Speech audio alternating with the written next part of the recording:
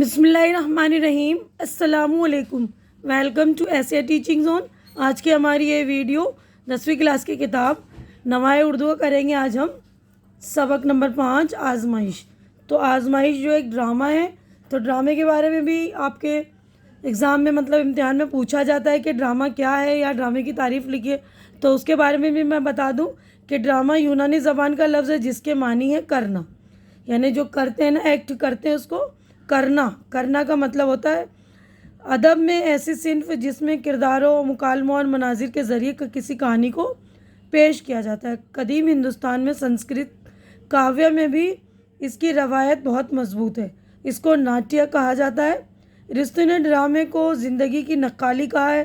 داستان، ناول اور افسانے کے مقابلے میں ڈرامہ اس لحاظ سے حقیقت سے قریب تر ہوتا ہے کہ اس میں الفاظ کے ساتھ ساتھ کردار، ان کی بول چال اور زندگی کے مناظر بھی دیکھنے والوں کے سامنے آ جاتے ہیں۔ کردار کی اپنی ذہنی جذباتی کشمکش کو مکالمے اور آواز کے اتار چڑھاؤ کے ذریعے پیش کیا جاتا ہے۔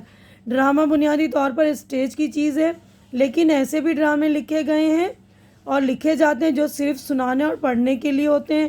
ریڈیو کی وجہ سے ڈراموں کی مقبولیت میں اضافہ ہوا ہے، اور ٹیلی ویژن پر جس طرح کے سیریل سب سے زیادہ پیش کیے جاتے ہیں، ان کا تعلق بھی کسی نہ کسی طرح ڈرامے کی ہی صنف سے ہوتا ہے۔ یعنی جو سیریل وغیرہ ہوتے ہیں وہ ایک ڈرامے کا ایک روپ ہے۔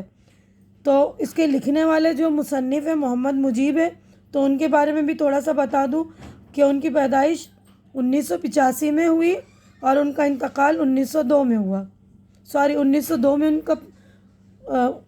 ان کی پیدائش ہوئی اور 1985 میں ان کا انتقال ہوا۔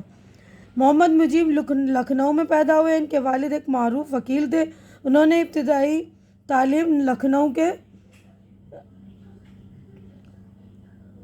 اورینو کانوینٹ میں حاصل کی۔ اس کے بعد دہرادون کے ایک پرائیویٹ اسکول سے سینئر کیمبرج کا امتحان پاس کیا۔ 1919 میں محمد مجیب نے آکسفورڈ سے جدید تاریخ میں BA آنرز کیا۔ برلن میں ان کی ملاقات ڈاکٹر ذاکر حسین اور ڈاکٹر سید عابد حسین سے ہوئی۔ وہیں انہوں نے جرمنی اور روسی زبانیں سیکھی۔ فرانسیسی زبان وہ آکسفورڈ میں سیکھ چکے تھے۔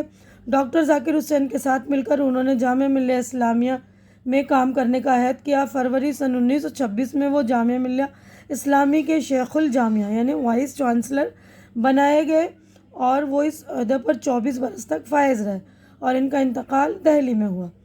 تو یہ ہم آزمائش جو ڈرامہ ہے اس کا خلاصہ میں آپ لوگوں کو پڑھ کے بتا دے رہی ہوں کہ اس کا خلاصہ کیا ہے۔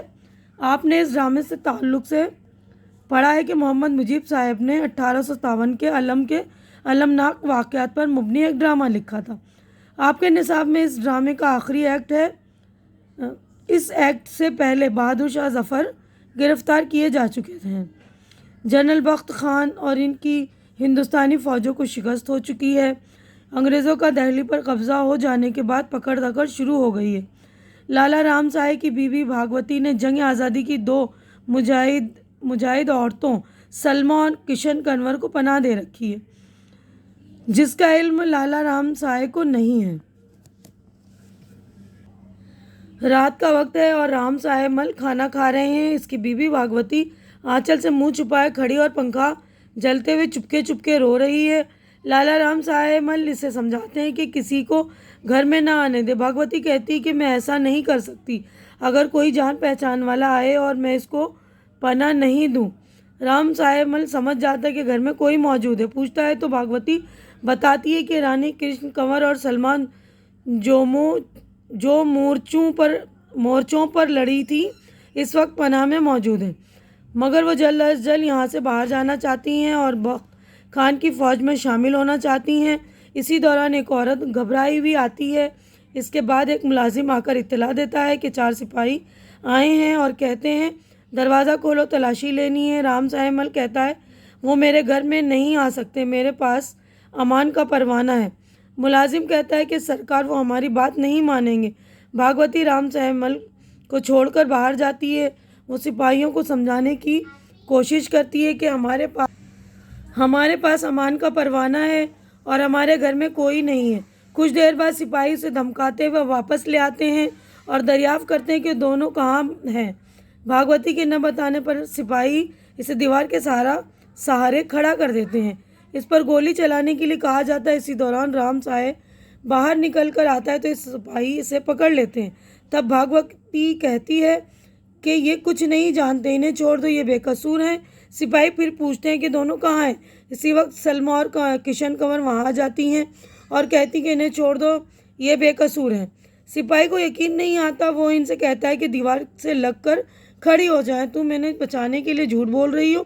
سلما اور کشن کنور آسمان کے نیچے سینہ تان کر کھڑی ہو جاتی ہیں۔ ان دونوں کے چہروں پر خوف نہیں ہے، چہرے مسکراتے ہوئے ہیں۔ تبھی پہلا سپاہی کہتا ہے کہ ہمیں بخت خان نے بھیجا ہے اور آپ کو ڈھونڈ کر لانے کے لیے کہا ہے۔ اتنا سننے کے بعد وہ دونوں بے ہوش ہو جاتی ہیں۔ بھاگوتی انہیں اٹھاتی ہے اور ان سے کہتی ہے کہ یہ لوگ تمہیں بخت خان کے پاس لے جانے آئے ہیں۔ تبھی سپاہی ان سے کہتے ہیں کہ ہمیں ایک گستاخی کرنی ہوگی، ہم آپ کو شہر کے باہر صرف قیدی بنا کر لے جا سکتے ہیں، ہمیں آپ کی مشقیں کسنا ہوں گی اور گلے میں رسیاں باندھنا۔ پھر سپاہی انہیں باندھ کر اس طرح باہر لے جاتے ہیں جیسے ان کے ساتھ خطرناک قیدی ہو۔ تو دیکھیے پورے ڈرامے کا خلاصہ مکمل ہو گیا۔ اب مشقی سوالات ہیں، اس کے جوابات دیکھ لیجیے۔ پہلا سوال ہے، رام سائے اور اس کی بیوی بھاگوتی خیالات میں کیا فرق تھا؟ جواب ہے، بھاگوتی ایک جذباتی عورت ہے، وہ دوسروں کی مدد کرنا بھلائی سمجھتی ہے اور اپنے آپ کو خطرے میں ڈال سکتی ہے۔ اس کا پتی رام سائے مل اس سے مختلف ہے، وہ اپنی جان کی فکر میں مبتلا رہتا ہے کہ کہیں کوئی آفت نہ آ جائے۔ فطرتاً وہ کمزور دل اور ڈرپوک ہے۔ سوال نمبر 2 ہے، رام سائے مل کے دروازے پر سپاہی آئے تو اس نے کیوں کہا کہ میرے پاس امان کا پروانہ ہے؟ جواب، رام سائے مل کے گھر جب سپاہی پہنچے تاکہ وہ گھر کی تلاشی لیں تو رام سائے مل نے کہا کہ وہ ایسا نہیں کر سکتے کیونکہ ان کے پاس انگریزوں کا دیا ہوا وہ حکم نامہ ہے جس کے تحت اس کی حفاظت کی جائے گی اور سپاہی اسے کسی طرح کا نقصان نہیں پہنچائیں گے، اس لیے اس حکم نامے کو امان کا پروانہ آرڈر لیٹر کہا۔ سوال نمبر 3 ہے، سپاہی سلما اور کشن کنور کی مشقیں کس کر شہر سے باہر کیوں لے جانا چاہتے تھے؟ سپاہی سلما اور کشن کنور کو اس لیے مشقیں کس کر باہر لے جانا چاہتے تھے، شہر سے باہر لے جانا چاہتے تھے کہ کوئی انہیں پہچان کر انگریز سپاہیوں کو نہ بتا دے۔ مشقیں کسنے کی صورت میں ان کے پہچاننے والے جان لیں گے کہ انہیں انگریزوں نے گرفتار کروایا اور شہر سے باہر بھیجا جا رہا ہے۔ تو یہ سوالوں کے جوابات ہو گئے کمپلیٹ۔ اب عملی کام ہے، یعنی کہ پریکٹیکل ورک ہے، اس کو آپ کو کرنا ہے کلاس میں، اپنی کلاس میں الگ الگ کرداروں کے ذریعے اس ڈرامے کے مکالمے ادا کیجیے، یعنی آپ کو اس ڈرامے کے جو الگ الگ کیریکٹر ہیں ان کے ڈائلاگز بولنے۔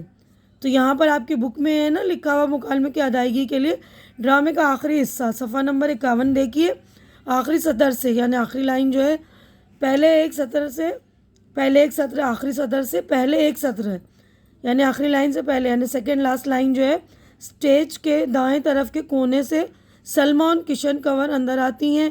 یہاں سلما اور کشن کنور اور سپاہیوں کے مکالمے کے ساتھ رام سائے مل اور بھاگوتی کے اچھے اور پراثر مکالمے، یعنی ان کے ڈائلاگز ہیں صفحہ نمبر 51 پہ۔ تو وہ لوگ اپنی وہ والے ڈائلاگز جو آپ الگ الگ کردار کے الگ الگ جو کیریکٹرز ہیں وہ بول لیجیے گا آپ لوگ کلاس میں۔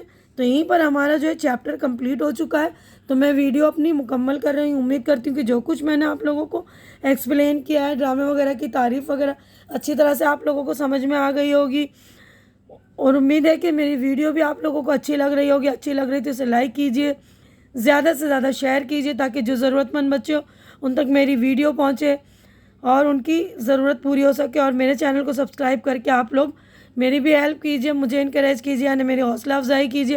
ہماری اگلی ملاقات انشاءاللہ نیکسٹ چیپٹر میں ہوگی، تب تک کے لیے آپ لوگ اپنا خیال رکھیے، مجھے دعاؤں میں یاد رکھیے۔ اللہ حافظ۔